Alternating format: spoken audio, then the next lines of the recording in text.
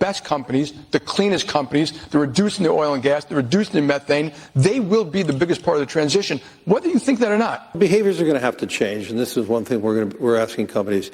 You have to force behaviors, and at BlackRock, we are forcing behaviors. Okay, forcing behaviors. That was Wall Street CEOs Jamie Dimon and Larry Fink forcing agendas on America. But now nearly 24 U.S. states are warning them and all of Wall Street to stop it with woke investing, or they will not be able to do business in their states. Joining us now, a leader on this initiative, Utah State Treasurer Marlo Oaks. Marlo, great to have you on. So you signed this letter. You signed the letter to Wall Street along with 25 other state financial officers from 21 states. What's the message to Wall Street here?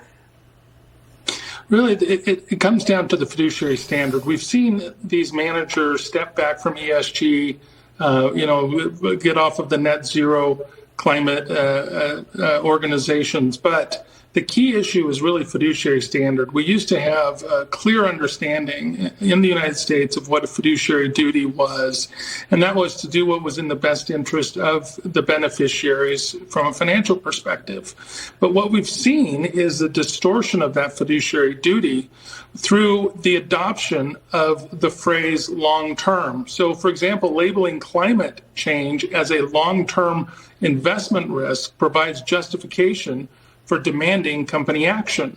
So it's taking a future unknown risk, assigning a high probability to its outcome, and then justifying pushing a political agenda today, saying that's a long-term risk. It's very subtle, but if you think about it, anything could be deemed a long-term risk.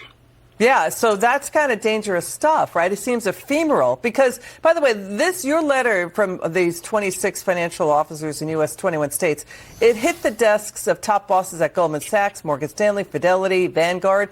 What are the concrete actions they have to show to demonstrate that they're not doing this anymore? So we really want to see them reaffirm their commitment to fiduciary standards, including ending the use of speculative assumptions, such as treating man-made climate change as a certainty to justify ideological engagement.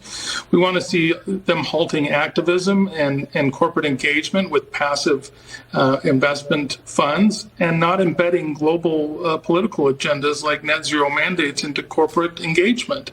There are specific things that these managers are doing that allows them to continue to push a political agenda at the expense of the firefighters and the teachers who are the ultimate beneficiaries of these pension plans. And that's why we have fiduciary duty and fiduciary standards in this country. Marlo Oaks, thank you so much for being with us, Utah State Treasurer. Good to see you. I'm Liz McDonald. Thank you for watching the Evening Ed on Fox Business. That does it for us.